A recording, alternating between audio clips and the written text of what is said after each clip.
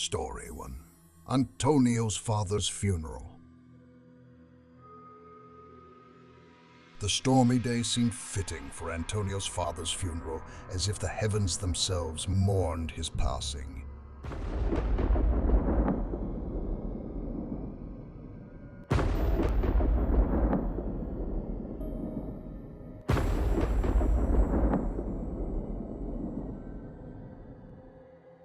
With a relentless downpour, the sky was an ominous shade of gray, and the wind howled through the trees, making the whole scene feel even more eerie. Antonio was a deeply spiritual man, and the grief in his eyes was heart-wrenching. I had seen many funerals, but something about this one felt different, almost foreboding. After the service, the mourners departed, leaving the cemetery desolate and so I began my routine of locking up, but the oppressive atmosphere made the task feel daunting. As I drove through the cemetery in the fading light, I noticed a figure walking among the tombstones. I honked my horn to get their attention, but they vanished behind a hedge. My heart pounded as I stepped out of the truck, gripping my umbrella tight.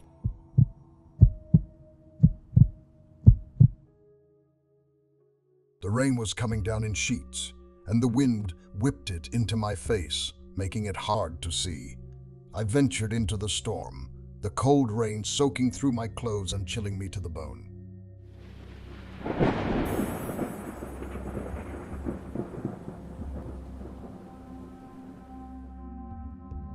For 20 minutes, I searched the rows of graves, calling out, but no one answered. The cemetery felt alive with shadows, each one seemingly moving just out of sight. The howling wind carried whispers that sent shivers down my spine. Finally, defeated and drenched, I returned to my office, convinced I had imagined the whole thing.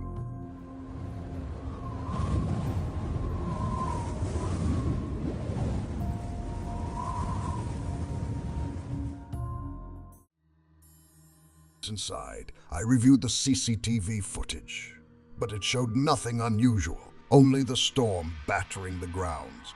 Suddenly, the front door slammed shut with a deafening bang. I jumped from my chair, my heart racing.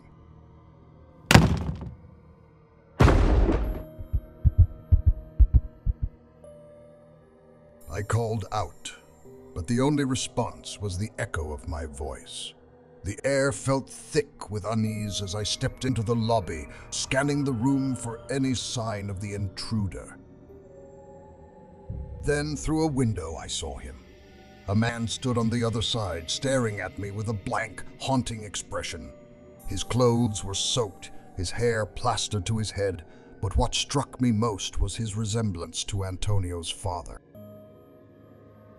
My breath caught in my throat as recognition set in. This was impossible. Antonio's father had been buried just hours ago. Panic surged through me, and I ran outside, calling for the man. The rain hammered down and the wind howled louder, but he was gone.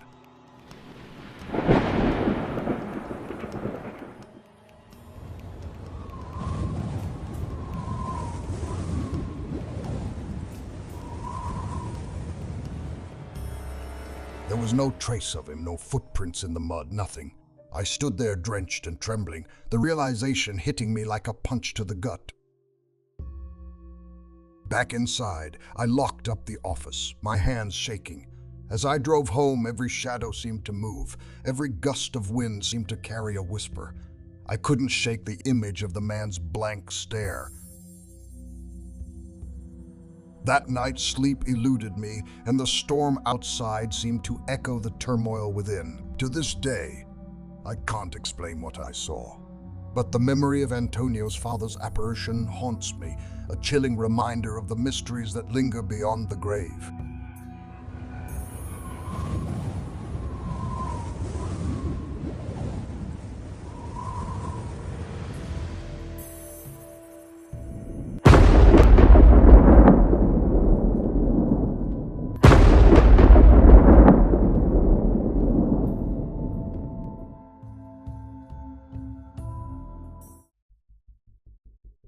Story 2. Nighttime cemetery visit. On a chilly October night, my friend Jake and I decided to explore a large old cemetery at 3 a.m. The moon was hidden behind thick clouds, and the eerie atmosphere made us shiver as we wandered among the ancient tombs. Creepy, isn't it? Jake muttered, his breath visible in the cold air.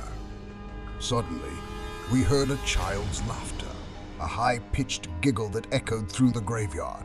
At first, we nervously laughed it off.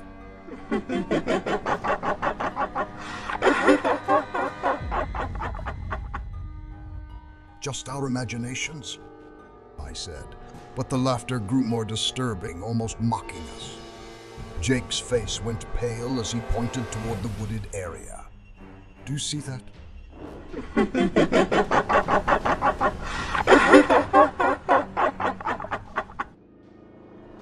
A shadowy figure stood there, barely visible among the trees. We tried to stay calm, but then we heard footsteps behind us, crunching through the fallen leaves. Terror gripped us, and we bolted, with sinister laughter following us, echoing in the dark.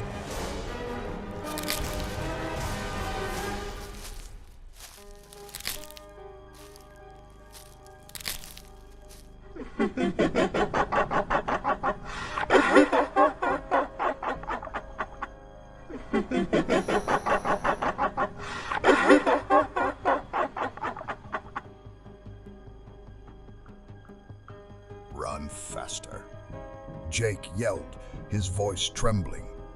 We reached my car, only to find the back door mysteriously open. Get in now, I shouted. We slammed the doors shut and sped away, hearts pounding.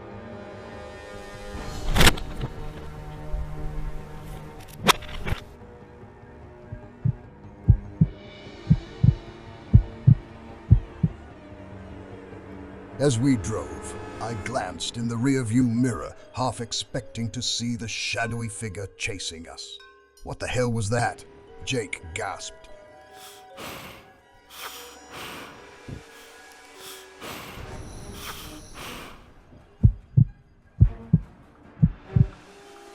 I don't know, I replied, my hands gripping the steering wheel tightly.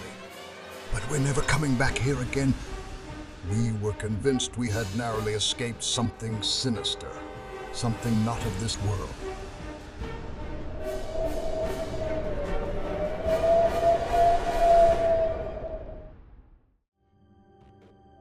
Story 3 Mystery Adventure. One humid summer night, my friend Sean had a wild idea. Let's explore that creepy cemetery on the edge of town, he suggested, his eyes gleaming with excitement. I hesitated. Are you sure? That place gives me the creeps.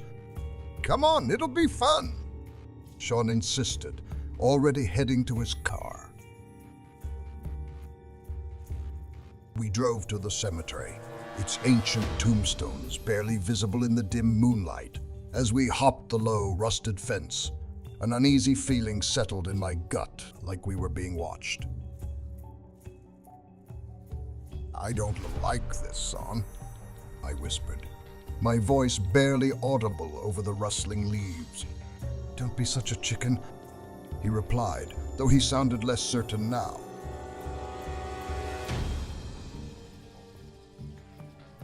Suddenly, a loud crack echoed through the cemetery, making us both jump.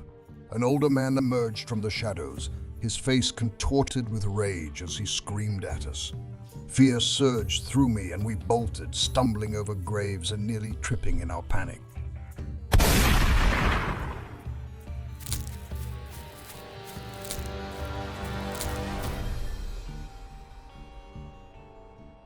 This way, Sean yelled, leading us toward an old, abandoned building at the cemetery's edge. We ducked inside, panting. Sean shined his flashlight around, revealing a satanic sigil painted on the floor, surrounded by eerie dolls with buttons. he muttered, horrified. Before I could respond, the old man's screams grew louder, closer. "We need to go now."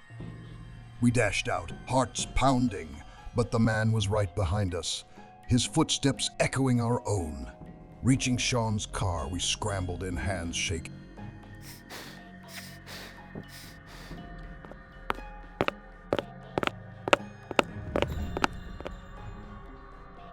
"Drive, son, drive," I shouted, looking over my shoulder. Sean fumbled with the keys, finally starting the engine. We sped away, the cemetery quickly disappearing in the rearview mirror. As we caught our breath, I broke the silence. "I don't know," Shane replied, his face pale. "But we're never going back there again." To this day, the memory of that night haunts me, a vivid reminder of the horrors that lurk in forgotten places.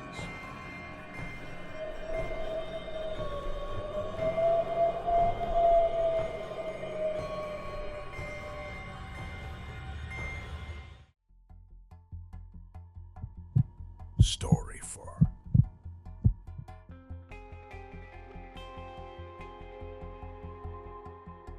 It was a somber July afternoon, heavy raindrops falling from the sky like tears as I stood alone by my grandfather's grave. The cemetery was quiet, a blanket of mist hovering over the rows of tombs. My emotions were raw as I reflected on the memories of him, wishing he was still with us. As I looked up, my heart skipped a beat.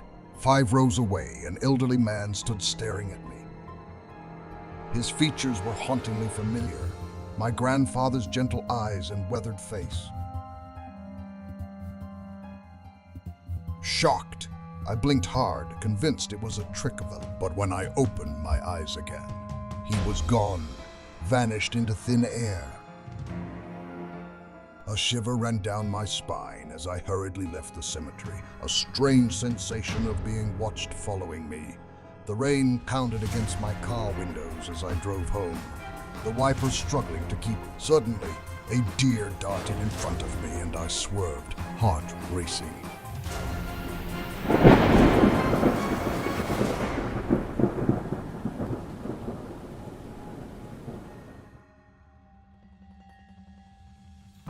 Through the blur of raindrops, I glimpsed a figure on the roadside. It was my grandfather, standing eerily still, his eyes locked with mine. Panic surged through me, and I hit the accelerator, desperate to escape. That night, as I tried to calm my nerves, my phone rang. I stared at the screen, my grandfather's number. Heart pounding, I answered, but there was only silence on the other end. Fear gripped me as I realized he was trying to communicate with me from beyond the grave.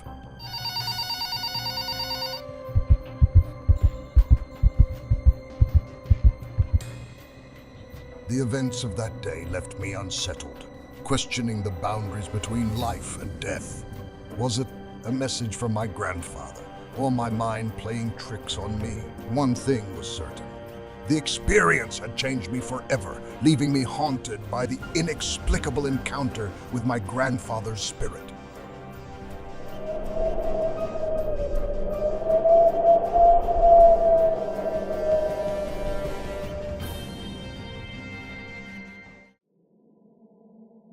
Story 5.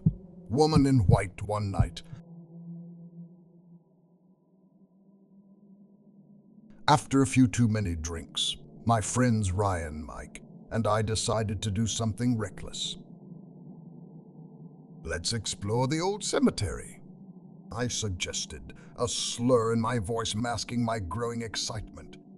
Ryan, the designated driver, looked skeptical. "Are you sure that's a good idea?" Mike grinned, already heading for the car. "Come on, it'll be fun."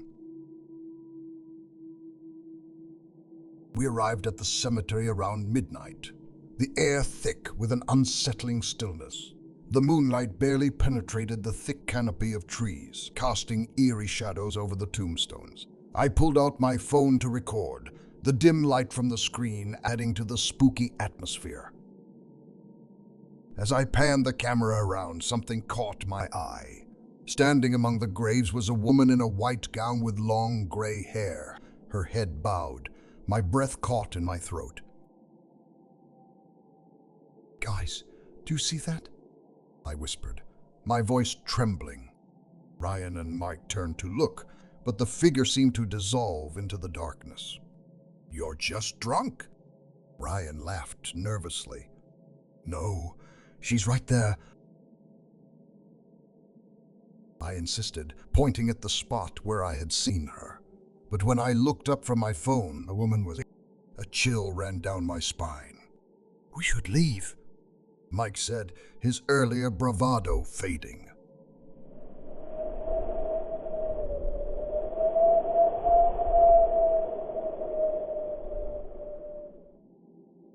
Backing away, I stumbled, nearly dropping my phone.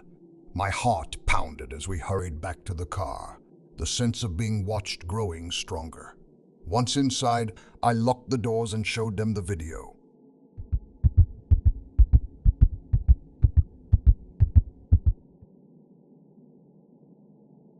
"Look," I said, my hands shaking. The video clearly showed the woman slowly lifting her head, revealing hollow, lifeless eyes. She began to move towards the camera, her movements jerky and unnatural. Ryan gasped, his eyes wide with fear. "Drive, Ryan!"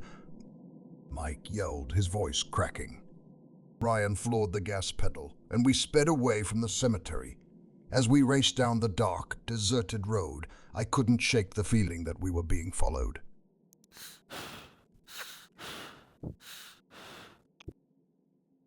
"I swear she was real," I whispered, staring at the screen. "I saw her." Ryan's knuckles were white on the steering wheel. "Let's just get out of here."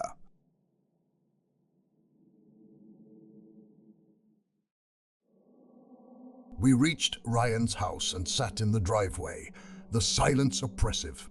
I replayed the video, each viewing more horrifying than the last. In the video, the woman's eyes seemed to bore into my soul, her figure becoming clearer and more. Suddenly, the car's temperature plummeted, our breaths visible in the frosty air. "What the?" Mike muttered, rubbing his arms. The hairs on the back of my neck stood up. A soft, almost imperceptible whisper filled the car like a distant... "Did you hear that?" I asked, my voice shaking. Ryan nodded, his face pale. "We need to go inside." As we stumbled into Ryan's house, the oppressive feeling didn't leave. We huddled in the living room, trying to make sense of what we'd seen. Every creak and groan of the house set our nerves on edge.